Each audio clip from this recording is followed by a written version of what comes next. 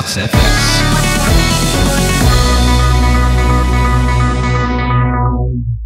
Hello there, this is Xiao, and welcome to the 4th episode of my 17-part series on getting a great vocal sound. This series is a crash course on best practices you need to know to get good results in a home recording environment, from performance to recording to mixing. The last tutorial explained the basics of traditional singing technique.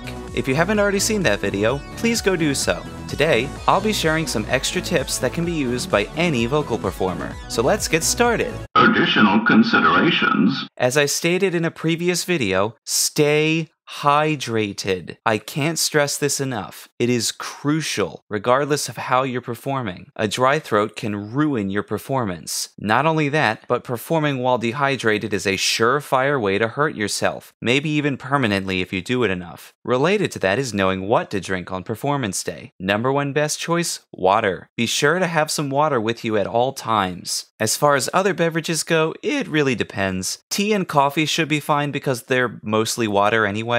You generally want to stay away from anything acidic, so that rules out soda and orange juice. Alcohol could be potentially harmful as well because of how quickly it evaporates. I'm not sure about that, but steer clear of it on recording day to be on the safe side. But one beverage I know you should definitely avoid is milk, or any other creamy dairy products for that matter. Dairy can gum up your throat and make it gurgly sounding. And I know that some of you are going to say, "But I want to do metal growling and screaming. Surely a glass of milk would be a wonderful idea in this case." Nope, it's not. Extreme vocals like growls and screams require a lot of vocal skill and precision to ensure you do them properly and not hurt yourself. And the worst thing you can do to a precision instrument is clog it up. Just drink water, it's that simple. Next important thing, practice. Practice, practice, practice a lot. You have to keep yourself from getting rusty if you want to give a good performance. But practice smart. Like studying for a big test, the best way to practice is in small chunks for several days or weeks before performance day. This not only gives you a chance to get the piece right, and for it to really sink in, but it also gives your voice time to recuperate between sessions. Don't marathon practice. Unlike a guitar or a drum set, your voice can and will wear out from more than a few hours of continuous practicing. Plus, after you've practiced, you want to take it easy on your voice. Avoid whispering, yelling, coughing, or even clearing your throat too much after performing. Heck, after you've done a lot of performance or practice, just stay silent. Let your voice rest. On a related note, don't try to perform when your throat is not at its best. If you're sick, if you're hoarse from yelling, or if your throat is dry from, say, a bad air conditioner, don't force it. Yeah, this means that your performances may be delayed or even cancelled, but it's better for you to wait until you're healthy again, rather than risking a more serious injury by performing while under the weather. Whether you're fit to perform is ultimately a judgment call on your part, but I recommend erring to the side of caution. As I've said before, just be careful. Finally, as I've mentioned in previous videos, these tips are easy ways for you to get your performance on the right track and ensure that you do it safely. But if you need more instruction than this to achieve what you want, I strongly suggest finding a vocal coach. They have coaches for everything from singing to extreme vocals to voice acting to whatever else you want to do. The internet makes it super easy to find coaches, and many of them offer lessons over video chat. For those who are specifically interested in extreme vocals, I provided a link in the description to the website of Melissa Cross, the creator of The Zen of Screaming. She offers high-quality video tutorials and personal lessons. I should know, I have her DVDs. What I don't want you to do is treat my videos or any other pre-recorded tutorials as true vocal instruction, for one reason. A tutorial video can't see or hear you. It can't tell you if your technique is correct or give you feedback on how to improve. That's why, if you want further instruction, seek out a professional coach. If you're still at school, I'm sure there are vocal classes you can take. If you're not, there are tons of people who do one-on-one vocal lessons for relatively cheap, whether online or in person. Seek them out, bring them your questions, and learn. Before I go, I wanted to leave you with one piece of advice. If you remember nothing else from this video, remember this. Your voice is a powerful yet delicate instrument. If you want to have a long and prosperous performing career, you have to take good care of it. Anyway, that about wraps up the performance section of getting a great vocal sound.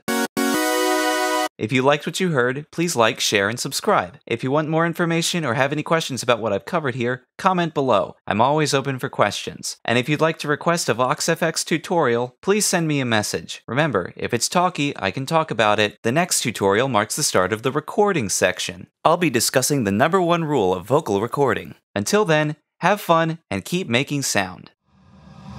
VoxFX.